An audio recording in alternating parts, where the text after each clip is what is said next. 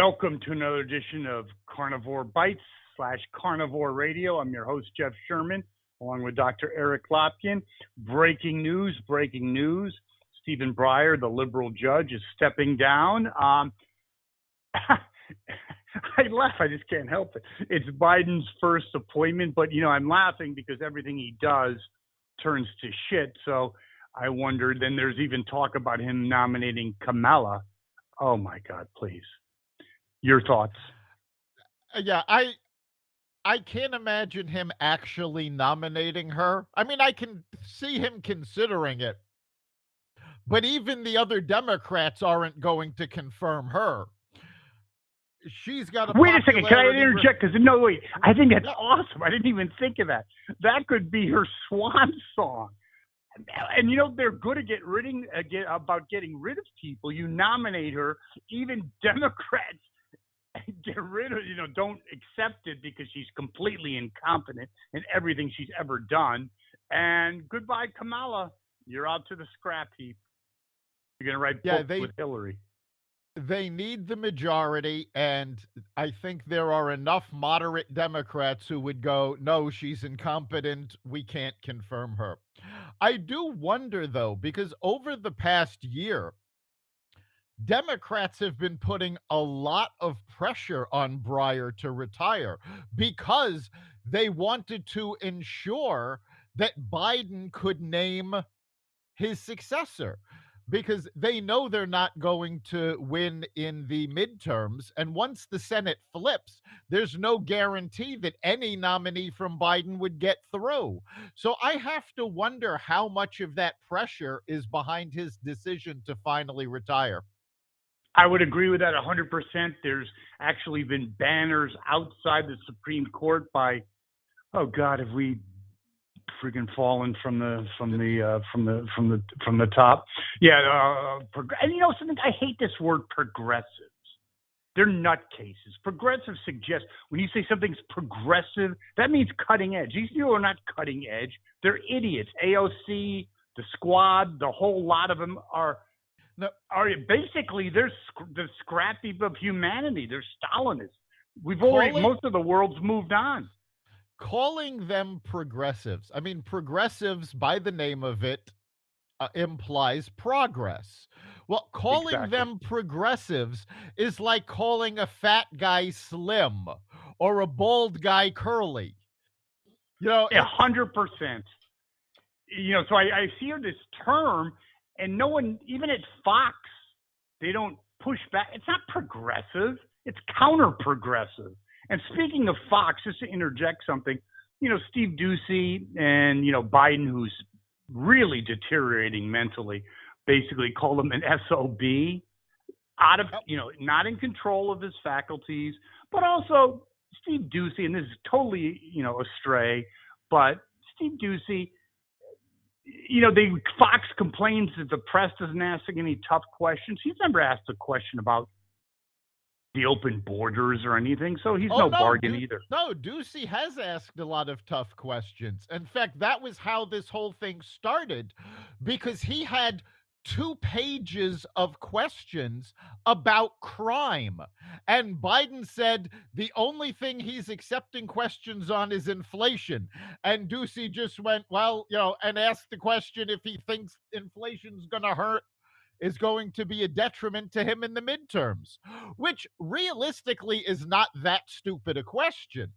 Not stupid at all. Yeah, and this is not the first time that Biden has done this. He's been caught on a hot mic several times insulting reporters. And if Trump had said this, the media would have been all over it. Oh my God, how can he talk to reporters this way? Biden, it's just business as usual. Yeah, but something about Biden, it's hurt him politically. Because no one thought he was a Mensa candidate, unless you're progressive. I'm kidding. But no, unless you're an absolute moron, you think this guy, he's not exactly Tolstoy. Okay? So, but you thought he was Uncle Joe, Lunch Pail Joe, Amtrak Joe. No, he's a son of a bitch. Okay? He's not a nice guy. In fact, Michael Reagan came on some kind of show saying that during the Reagan administration, he threatened to leak anything he didn't approve of to the press. I mean, a real son of a bitch, not a nice guy, checking his watch when people who he essentially, not directly, but indirectly were responsible for their deaths, and he's checking his watch and talking about Bo. Shut up about Bo. We've all gone through problems, dude. Well, again, I mean, we saw during the press conference, after a while, he gets very angry. This is a sign of dementia. It's one of the symptoms is that if you were an angry person before, when the dementia hits, it gets that much worse. And we know he was never a nice guy. So, yeah, well, he was marketed, and one worse. thing I think, even though most liberal Democrats never actually held a real job, they are amazing marketers and amazing salespeople, and especially Mr. Obama. And they marketed him as Lunch Pail Joe. And I want your opinion on this, again, transgressing a bit, but I heard this commentator who was stunningly brilliant. I believe it was on Newsmax, and he was saying that Trump's policies, and we talked about this on Carnivore Radio, his policies were among the best ever, okay?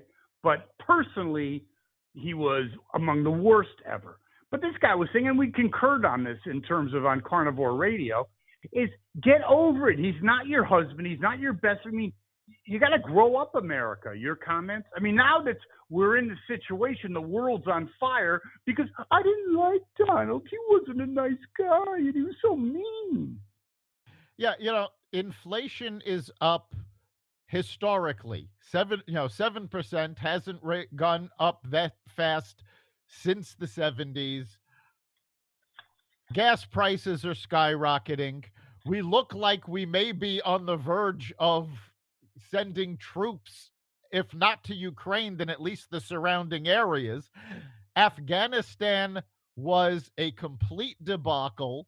We've got an open southern border. We just had a terrorist attack on American soil at the synagogue in Texas, but at least there are no mean tweets. Yeah, yes, he's such a nice, and he eats ice cream. The world's on fire. He sent up a tripwire against Russia, and I love that. People like Nancy Pelosi, crying Chuck Schumer, people that couldn't put their shit together enough to invade Rhode Island are now brass balls about Russia. How pathetic. Now, that's something important to note, though, because they're all up in arms over Russia. But it was only a few weeks ago, while the Democrats were trying to get rid of the filibuster, that Democratic senators used the filibuster to stop sanctions against China. No, against Russia. Against the Russian against pipeline. China. No. There was also Ted Cruz wanted to put sanctions against the Russian pipeline that was also blocked. And that was blocked as well. And it is absolutely ridiculous that now all of a sudden, we have to stop them. We have to really. Where were you a couple of weeks ago? Why weren't you paying attention? Because everything for them is political. These people are incompetent. It was really funny. I was watching Tucker Carlson like 3 days ago, and he has a good sense of humor. He's like, Michael Jackson appeared on TV today, and he had a picture of this lady. Is, my God, if she ever stopped buying Botox, I think the market would friggin' implode. I mean, my God, she made Michael Jackson look like who knows. But and speaking of Nancy Pelosi, she had a speech, and the Democratic Party really is a party of dementia. She gives a speech. It was about as sincere as Hitler going to a bar mitzvah, okay? She goes, I'm doing this for the children. And she kept saying it, and it was just like, oh, God, can I just throw up? Right. Let's not forget that this is a woman who absolutely destroyed her home district and now has bought property in Florida. Okay, she's heading out for retirement. Of course, she's going to run for reelection this time because the Democrats cannot admit that they have failed so badly that they're going to be lambasted in the midterm elections. They have to put up the image. And to be fair, all politicians do this. No politician ever comes out and goes, well, we're going to lose. But it's absolutely amazing how out of touch the Democratic Party is. Oh, it's totally out of touch, and it's amazing. First of all, the country has flipped Democratic versus Republican, and it's happened very few times. But it's also the flip. I remember when I was a kid, and it was always like, I grew up in a liberal household, and it was always the understanding that the Republicans were the country club sect, and the Democrats were the Joe Lunch Pail. I don't mean Joe Biden, but Joe Lunch Pail. It's completely reversed, and it's not completely. The Democrats have the willing idiots, okay, and the underclass to support the elites. What a great system. It's a caste system back from India, isn't it? But that's the Democratic Party, whereas, especially with the Trump revolution, the Republicans are more of the, let's say, middle class. And that's where their sweet spot is. Well, realistically, I mean, how can you claim to be the party of the common man when the Speaker of the House is making billions of dollars, millions and millions of dollars using inside information from the House? Yeah, it's really pathetic. I do think that's interesting, kind of when we talk about the Democratic Party and the corporate media. I think it's really interesting. I've seen several reports on this, Dr. Lopkin, is that it seems like, and we've already talked about this on, Carnivore Radio, that is the Democrats, when you're no longer used to them, and then, by the way, they're much more strategic than the Republicans, and that's not saying much. The bar's pretty low. They will cast you out. Now you see Chuck Todd actually his opening monologue on Meet the Press was basically the rejection of the American people of Biden. And that's Chuck Todd.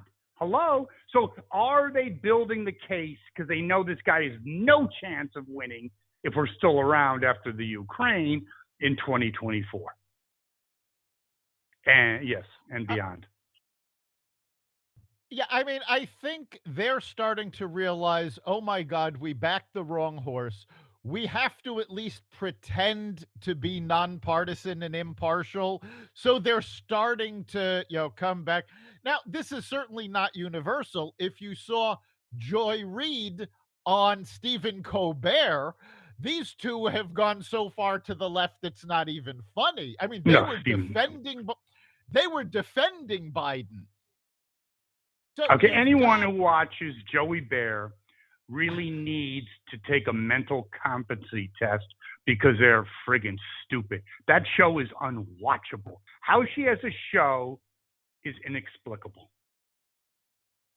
And how does he have a show is also pretty much inexplicable. Well, his ratings have been in the toilet since Trump left office. God, of course, so has MSNBC and CNN. Without the big bad to go after, they've shown they have no talent, no skill. But you're seeing the media. Part of what Chuck Todd was going on about, and we've seen a couple of media personalities. Bill Maher has been doing this. Even Gayle King, when she was on Colbert, started talking about this. There's a fatigue factor. It's like enough is enough. Yes, we didn't like Trump. We fought against Trump. We made a mistake because we put in an idiot. And now they're going, oh my God, he doesn't answer questions. They're questioning if he's even capable